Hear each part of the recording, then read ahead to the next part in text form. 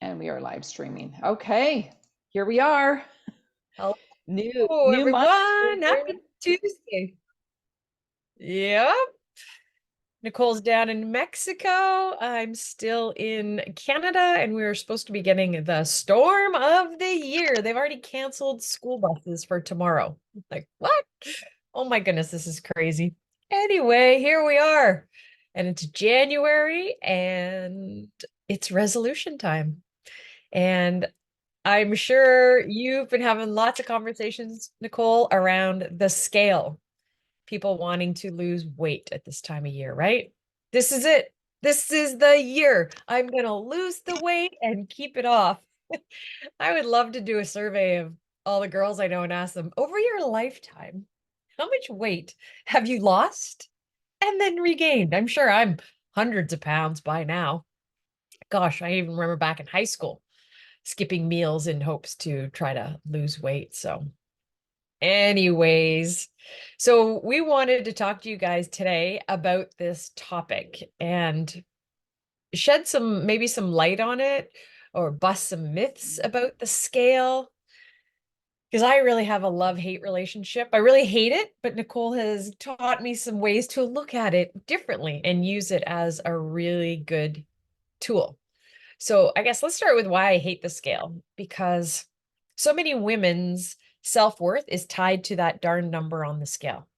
If they are not 120 pounds, I'll just pick a number, they've added 5 pounds. Oh my gosh, I'm fat. I'm not desirable anymore. I'm lazy. I have no self-control. Like all these things that I've heard as a personal trainer over these 38 years.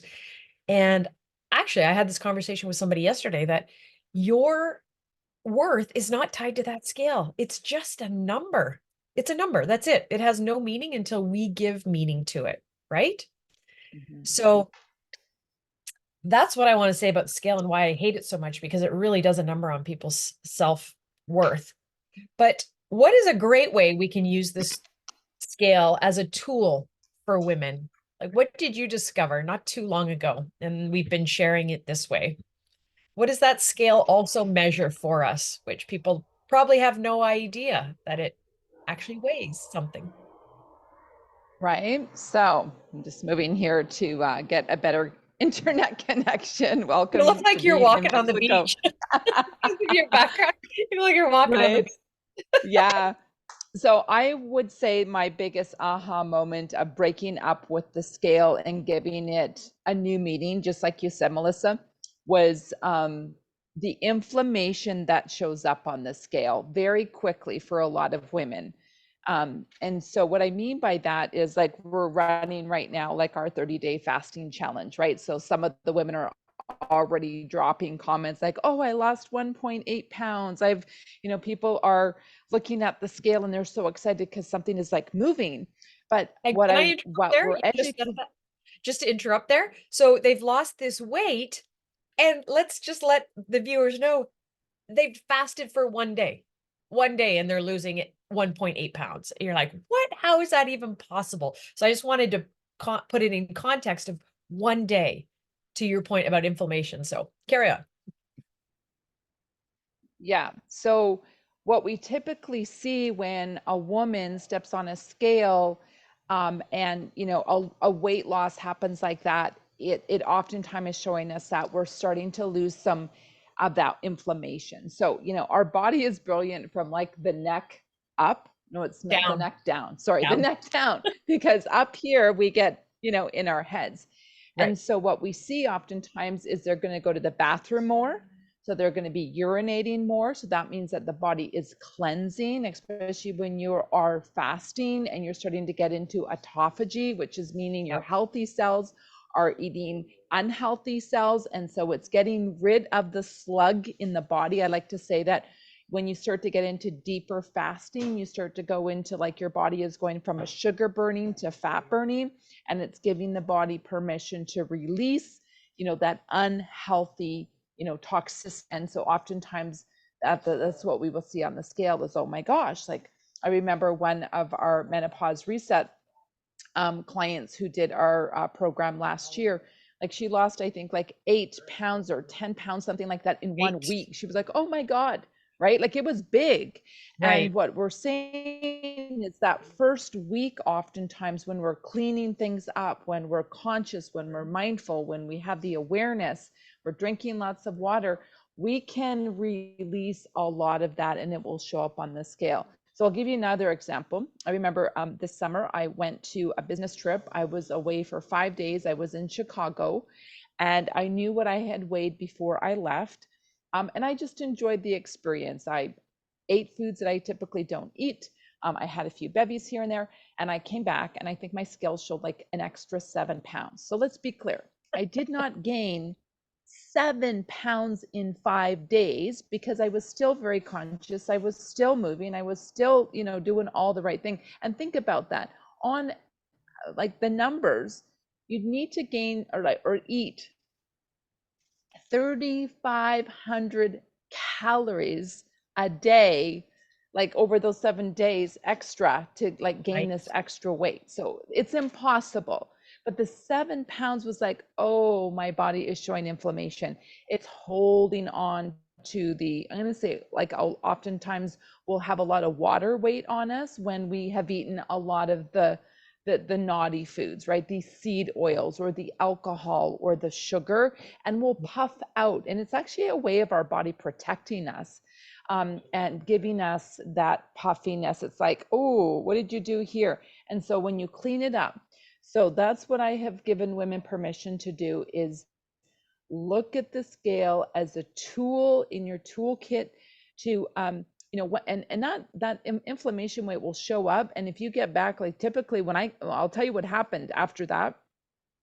I did a 36-hour fast, and in that 36-hour fast, guess what happened? I went back to my normal weight. So 7 pounds of inflammation disappeared. So that's what I'm talking about. We just need to clean it up. And could we also say that's what's going on when people feel bloated? There's just inflammation, gas, water retention, all that sort of thing. So their belly is Yep. sticking out. I'll say personally over Christmas when I first came back and started eating all the chocolates and all the cookies and all the stuff that's made at Christmas time only. All of a sudden I looked down and my stomach, I thought, oh, I literally look 6 months pregnant, but I haven't gained weight that's pushing my stomach out there. Like I don't actually have however many excess pounds, would that probably be another 4 or 5 pounds if I was 6 months pregnant? But it's just this inflammation and gas and all of that from eating things that Mhm. are not serving our body that causes it to Yeah. hold on to water, dead cells, that sort of thing, Mhm. gas that actually weighs something. And if people think, what gas weighs?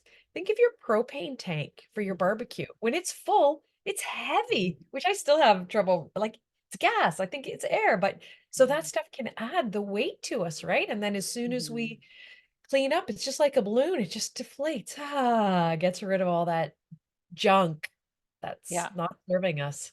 Yeah, I just saw one of my friends post. She's a yoga teacher, and she's been avoiding the 3-day fast, like so many of us, because we're so scared. And oh my God, am I going to function? But she showed her before and after picture, and her same comment was, "Oh my gosh, I look pregnant. I feel, fat and bloaty, and I don't feel good in my body. I indulged over the holidays, and I was done. I wanted to get rid of all of that inflammation." So she shared her story online that she did this 3-day water fast. She had some electrolytes and she sipped on some bone broth a little bit, but she got through it and she did her before and after picture. And she's like, I'm back to my normal weight. I'm back to having energy and my brain has fired up. And it was just, people get so scared of fasting, but they don't understand the benefit of just giving your body some time to recalibrate and release. And that's why I love fasting so much as a really great staying on track with your health goals. Right. And so many people are afraid of fasting. That's what we've been hearing, right? Because we've been running our challenge. And Mhm. you don't have to start with a 3-day fast like you just said. Like No. most people be like, what? That's insane. Yeah. Yeah, it is insane because we've been conditioned to eat every few hours. I mean, that's what I was taught or led to believe way back when, that our body is like a furnace and you need to constantly put, or a fire, let's say, you constantly need to put wood on the fire to keep your metabolism going. It's actually nothing further from the truth because we need to give our body time to do other things than burn those calories. But you don't have to start with 3 days. I would say the easiest way is stop that late night snacking. So have your dinner, 6, 7, even if it's 8 o'clock because you're busy or whatever, and don't have that popcorn, the handful of nuts, the cookies, the chips. Just stop and go through the night and then have your breakfast whenever you do. Start with that. Just cut that out. You want to take it to the next level? Okay, let's cut out some of the processed snacking junks, the mindless eating that we're eating during the day, and then just start to extend that fast. Maybe dinner's a little bit earlier or breakfast is a little later. And I mean, 15 minutes.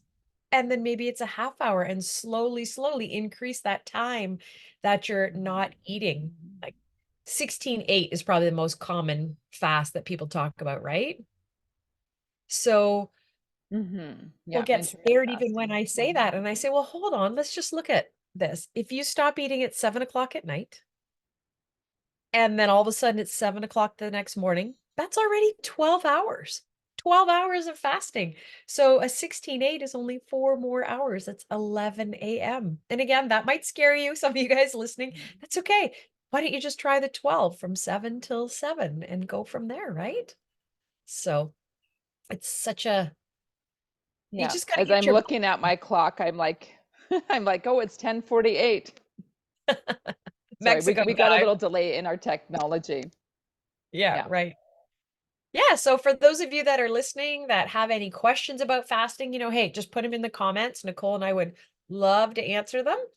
And if you've heard us talking about the fasting challenge that we're doing for 30 days and you've been seeing our posts and you want more information, just type fast in the comments as well. We can talk about that. Or if you're like, "Oh, okay, you've convinced me, I'm ready to try this, I want to join your fast," please do. It is not too late.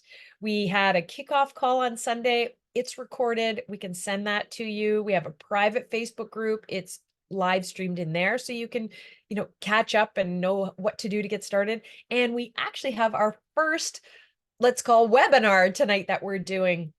So it's a live Zoom just like this. So you can tune in, you can get your questions answered, and you're going to learn a ton.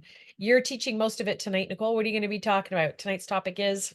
Yeah, it's just basic fasting 101, giving you an idea about the different types of fasting, the benefits to support your health goals, as well as some terminology that you might hear, but it kind of goes over your head, right? Like you hear ketosis. What is that? What are ketones? I don't know. What is autophagy? I don't know. It's all these basic words that is really important to know, especially when people start to ask you about, what are you doing? You look so great. Tell me more about fasting. And people are freaked out that you'll have some level of science to back up why you're doing what you're doing. And I think we're going to give them some tips and tricks and hacks to make fasting so easy. I think we probably had 5 people. Today's Tuesday. So yesterday, on the very first day after they fasted, they said, "I can't believe it. I've never done this for 16 hours." They did it. Some people 15 hours. So giving you some tips and tricks again to just to make this so easy. So come join us. It's going to be great. Stay tuned for lots of testimonial stories that we're going to be sharing. It's going to be so good. Thanks for tuning in, Awesome. everyone. Thanks everyone for tuning in. Have a great day. Okay, stop. Stop.